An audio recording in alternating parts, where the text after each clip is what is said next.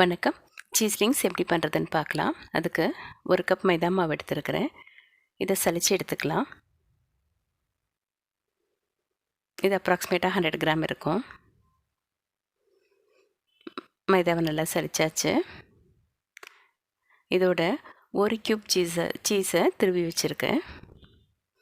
இது பார்க்குறதுக்கு துருவி இருக்கிறதால நிறையா இருக்க மாதிரி இருக்குது. இது ரெகுலர் பீஸா சீஸ் தான்.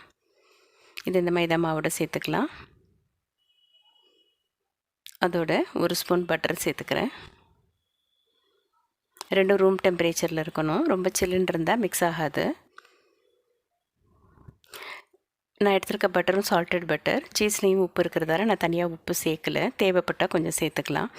நான் சீஸோட அளவு மினிமம் லெவல் தான் சேர்த்துருக்குறேன். இது மாதிரி இன்னொரு பங்கு சீஸ் இந்த அளவு மாவுக்கு சேர்த்துக்கலாம். இந்த அளவுலேயே சீஸோட ஃப்ளேவர் நல்லா தான் இருக்கும். சீஸை நல்லா மாவில் கலந்து விட்டுக்கிட்டதுக்கப்புறம் காய்ச்சி ஆற வச்ச பால் விட்டு பிசைஞ்சிக்கிறேன். இதை தண்ணியிலையும் பிசைஞ்சிக்கலாம். ஒரு 25 ml மில்க் எடுத்து வச்சுருக்கேன். அந்தளவு பால் இதுக்கு போதுமானதாக இருக்கும். பாலை கொஞ்சம் கொஞ்சமாக சேர்த்து நல்லா டைட்டாக பிசைஞ்சிக்கலாம்.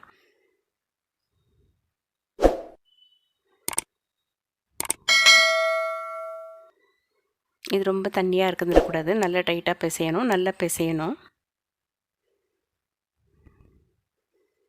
சீஸ் பட்டர்லாம் இருக்கிறதால மாவு கொஞ்சம் தளர இருந்தாலும் பொரிக்கும்போது சாஃப்டாக பூரி மாதிரி இருக்கும். நல்லா சிப்ஸ் மாதிரி வராது. மாவு நல்லா மிக்ஸ் பண்ணி எடுத்தாச்சு. இதை இன்னும் கொஞ்சம் நல்லா பிசைஞ்சிட்டு ஒரு மினிமம் 20 மினிட்ஸ் அது ஊற வைக்கணும். ஊறினதுக்கப்புறம் மறுபடியும் ஒரு கப் பிசைஞ்சு விட்டுட்டு சப்பாத்தியாக திரட்டி எடுத்துகிட்டு கட் பண்ணி போட்டு பொரிச்சு எடுத்துட வேண்டியது தான். இது மாவு நல்லா ஊற வச்சுட்டு பிசைஞ்சு எடுத்துக்கிட்டாச்சு. இதை ரொட்டி மாதிரி தேய்ச்சிக்கிறேன். நம்ம நல்லா மெலிசாக தேய்க்க வரும். எவ்வளோ தின்னாக தேய்க்க முடியுமோ அவ்வளோ தின்னாக தேய்ச்சிக்கோங்க. கார்னர்ஸ் எல்லாம் கட் பண்ணி எடுத்துகிட்டு சின்ன சின்ன ஸ்கொயராக கட் பண்ணி எடுத்துருக்கிறேன். இதை அப்படியே ஒரு பிளேட்டுக்கு எடுத்துடலாம். இது பார்க்கும்போது நம்ம எடுக்கும்போது ஒட்டிகிட்ருக்க மாதிரி இருக்கும். எண்ணெயில் போட்டோன்னே அது எல்லாம் தனித்தனியாக வந்துடும். இன்னொரு சப்பாத்தியும் போட்டுட்டு கட் பண்ணி எடுத்துடலாம்.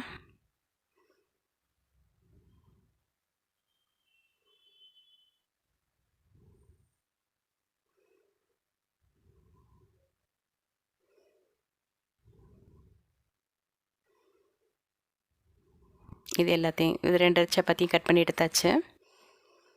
இதை எண்ணெயில் போட்டு பொரிச்சு எடுத்துடலாம். எண்ணெய் நல்லா காஞ்சிருக்கணும். ஆனால் நல்லா புகை வர்ற அளவுக்கு காயக்கூடாது.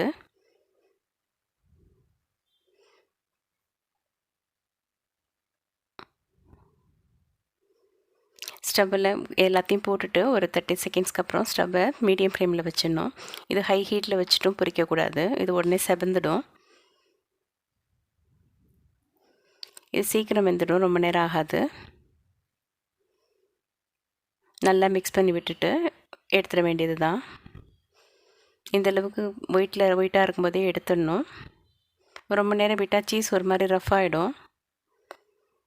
இப்போ சூடாக இருக்கும்போது கொஞ்சம் சாஃப்டாக இருக்கிற மாதிரி இருக்கும். ஆறணுன்னு நல்லா கிறிஸ்பாகிடும். நல்லா இது கொஞ்சம் சாஃப்ட் கிறிஸ்பாக தான் இருக்கும். நார்மலாக கடையில் கிடைக்கிற சீஸ்லிங்ஸ்லாம் சீஸோட ஃப்ளேவர் தான் இருக்கும். ரியல் சீஸ் சேர்க்கறது இல்லை. நம்ம ரியல் சீஸ் சேர்த்து பண்ணும்போது இதோட டேஸ்ட் ரொம்ப நல்லாயிருக்கும். வாசனையும் ரொம்ப நல்லாயிருக்கும். நம்ம கட் பண்ணி வச்சுருக்கிற எல்லா சீஸ்லிங்ஸையும் போட்டு பொரிச்சு எடுத்துடலாம்.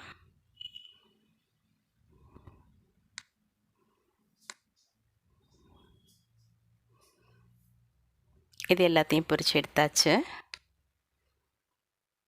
ரொம்ப டேஸ்டியான சீஸ்லிங்ஸ் ரெடி. ட்ரை பண்ணி பாருங்கள். நன்றி.